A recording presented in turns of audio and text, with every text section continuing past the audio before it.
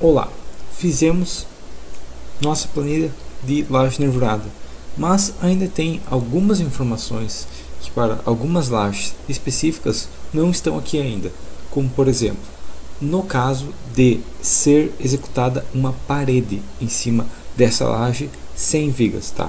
É possível? Sim, é possível fazer uma laje nervurada sem vigas, tá? E colocar parede em cima e mesmo assim ela resistir, tá? Porém, nós temos uma carga relativamente elevada, certo?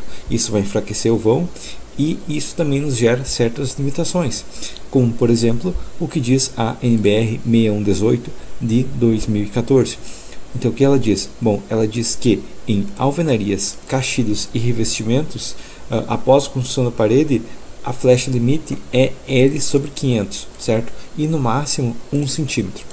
O que isso significa na prática? Bom, isso significa que caso você tenha uma parede sendo executada em cima da laje e essa parede não pode deformar mais do que L sobre 500, a laje também não pode deformar mais do que L sobre 500, certo? Então aí está uma limitação relacionada a cargas, certo? Então, o que a gente pode fazer para calcular isso? Bom, primeira coisa que eu vou fazer, eu vou colocar aqui carga ou alvenaria paralela, certo? Então, o que nós colocaríamos aqui? Bom, nós colocamos altura da parede paralela, tá? Parede paralela, certo? Nesse caso, como nós já temos muitas informações, se eu for colocar a espessura da parede até dá, né? Mas fica mais poluído ainda. Então o que eu vou fazer? Eu vou colocar aqui a altura da parede. Nesse caso, vamos imaginar que nós temos uma parede com 2,80 m, certo? Em cima da nossa laje treliçada, certo? E a altura também, altura da parede transversal, certo? Então, se houver uma parede transversal, qual a altura dela? Vamos imaginar também que temos uma parede de 2,80 m, certo? Caso não exista, nós apenas colocamos 0, tá?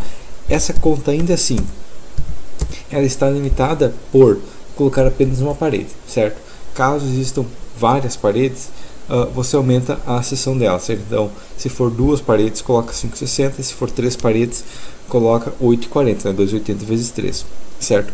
Além disso, vamos colocar aqui espessura da parede, certo? Então, qual a espessura que estamos trabalhando? Nesse caso, imaginando 9 centímetros do tijolo, mais 2 centímetros de reboco interno e 2,5 centímetros de reboco externo, temos, não em porcentagem nem em números normais, 13,5 centímetros de espessura na nossa parede, certo? Tendo isso, então, como nós calculamos a carga gerada por essas paredes? Bom, primeira coisa, no caso da alvenaria paralela, o que vai acontecer? Bom, se temos várias vigotas aqui, cada dedo meu é uma vigota, né? Ela está sobre esse dedo, certo? Então, o que vai acontecer é que esse dedo vai deformar, né? Essa vigota vai deformar, essa treliça vai deformar, certo? E, consequentemente, um pouco da carga dela vai ir para as outras, certo? Então, nesse caso, nós temos uma certa quantidade de vigotas, ou de treliças, ou de nervuras, tá? O nome não importa, trabalhando juntas, certo? Então, o que nós podemos colocar? Bom, nós já estamos cheios de informações aqui na planilha, né? Tem tempo de escoramento, tem esses elementos na capa, tá? Então, temos muitas informações mesmo. Mas não podemos colocar, talvez nessa região aqui, dados em relação a paredes, certo? Então, paredes, tá? Então, primeira informação que eu vou colocar, quantia, vou até colocar em negrito aqui, né, para facilitar o cálculo, certo? Para facilitar a visualização do que está sendo calculado, e talvez até eu tenha que alargar mais aqui para ter espaço suficiente, né, porque já são muitas informações na nossa planilha, mas vou colocar aqui então, primeira informação que é necessária, eu vou colocar a quantia de vigotas ou de nervuras, né, auxiliar, trabalhando o auxiliar, deixa eu colocar auxiliares, certo? Então, quantas vigotas trabalham junto para resistir essa parede paralela, né? Porque as do lado ajudam um pouco ainda, certo? E quanto mais longe, claro, menos elas ajudam. No cálculo manual é complexo fazer com que a primeira receba uma carga, a segunda um pouquinho menos, a terceira um pouquinho menos. Na prática, a gente consegue a gente imagina uma região, e essa região é a quantidade de nervuras que vão trabalhar junto, certo? E essa região é igual a quê? Bom, ela é igual a arredondar, né? A arredondar, certo? Não vamos fazer nem para cima nem para baixo, né? Porque depende muito da posição da nossa parede em relação às vigotas, tá? Vou pegar o vão eixo a eixo, certo? E dividir pelo, multiplicar ele em centímetros, né? Então 400 centímetros dividido pelo espaçamento entre nervuras e dividido por 3, tá? 3 é um coeficiente, né? Que se a parede tem 4 metros, né? 1/3 de 4 metros vai ser a região onde teremos essa carga, tá? Isso é uma simplificação. Na prática, no dimensionamento por software, você consegue uma precisão maior, tá? Mas no manual nós, infelizmente, temos que fazer essa simplificação. Então nós temos aí com 0 dígitos, tá? Então vamos ter o quê? Que na prática nós temos 3 vigotas trabalhando juntos para resistir essa carga da parede, certo? Outra informação que também nós precisamos é saber a carga da parede, tá? Então, carga da parede, certo? Então, qual a carga da nossa parede? Bom, imaginando que ela tenha 13,5, tá? Converto a metros, multiplico pela altura da parede paralela, certo? E multiplico pela densidade da alvenaria, tá? Essa densidade eu pego da 6120 e aquela carga ali é só de tijolos, né? Mas na prática aquela carga está mais que o dobro do real, né? Se você utilizar aquela carga para paredes completas, ela chega próximo da realidade, até tem um pequeno valor acima, certo? Então não tem problema. Multiplico por 1,3, certo? Nesse caso, então, eu tenho, pegando a conta novamente, né? Dividido por 100, não por 1000, né? Porque é em centímetros, certo? Então, na prática, a carga da parede é de 491 tonelada-força por metro, né? Então, quase aí 500 kg por metro que nós temos de carga da parede paralela, certo? Então, paralela, ok? E a carga, temos também carga da parede, né, transversal, parede paralela. Aqui está, se a nervura está aqui, ela está em cima da vigota, né? E a transversal, se a nervura está aqui, a parede está nessa região. Então temos várias nervuras, né? E a parede nesse sentido, certo? Então transversal. Nesse caso, a carga da parede transversal é mais simples, mas não tem muita diferença. É mesma altura de paralela transversal, né? Multiplicado pela espessura da parede, dividido por 100 e também multiplicado por a densidade do tijolo, que é 1,3 da alvenaria, né? Nesse caso dá o mesmo valor, porque estamos trabalhando com alvenaria da mesma altura, certo? Então aqui estão as cargas de cada parede, beleza?